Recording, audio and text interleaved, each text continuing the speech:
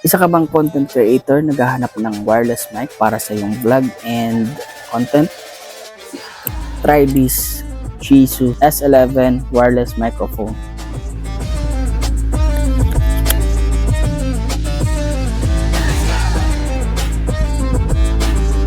So this is Shizu's S11 wireless microphone. So compatible siya sa Android phones, and yung nagustuhan ko dito is compatible siya sa DJI Pocket 3. As of the moment, we are recording using Pocket 3 and this microphone here. Ito ay sinasabi nilang umabot to ng mga 20 meters away from receiver. So itetest natin yan kung totoo ba.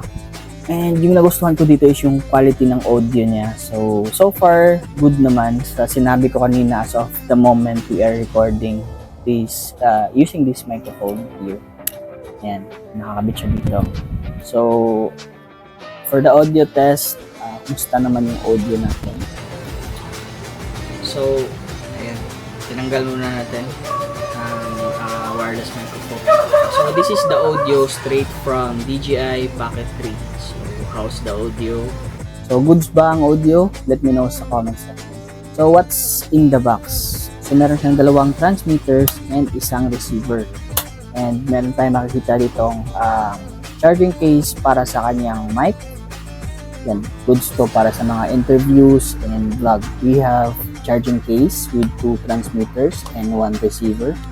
Manual na hindi naman natin binabasa. And charging cord.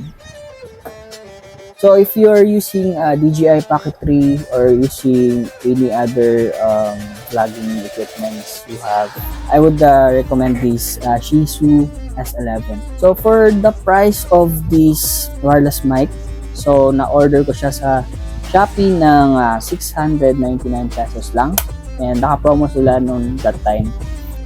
Medyo maswerte tayo sa part na yun. So, yun, nakita ko to sa vlog ni Lumad Cebuano, and try na din ako. And order agad ako para makuha ko yung promo na yun. So, for 699, meron tayong ganitong audio. So, sulit, diba?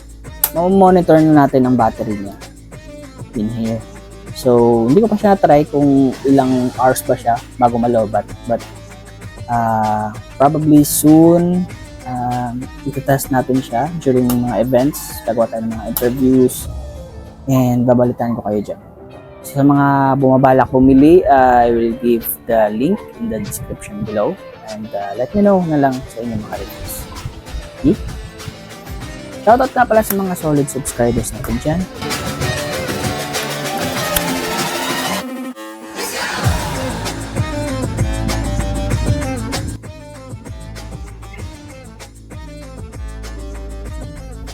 So, ayun lang muna sa ating review ngayon.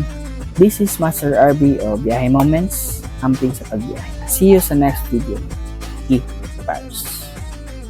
Ginagawa mo! Magtiwas ako na rin ko. Edit.